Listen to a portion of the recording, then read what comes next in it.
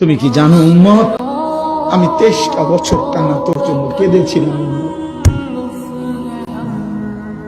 আমি এমন কাঁদা কাঁদছি রে উম্মত তোদের জন্য। এশার নামাজের পরে দাঁড়াইছি, ফজরের আজান পর্যন্ত আমি আমার মালিকের কাছে তোদের জন্য, উম্মতের জন্য চোখের পানি ফেলে কাঁদছিলাম। আমার এত চোখের পানি তোর দিল গলাইতে পারলো না।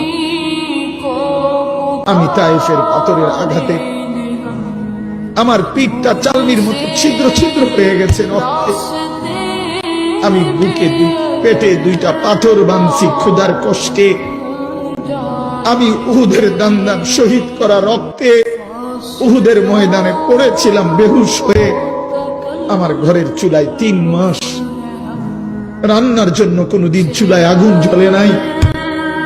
আমার এত চোখের পানি, এত রক্ত, এত ক্ষুধার কষ্ট, কিছুই তোর মন গলাইতে পারলো না, তোরে সেজদা দিতে পারলো না।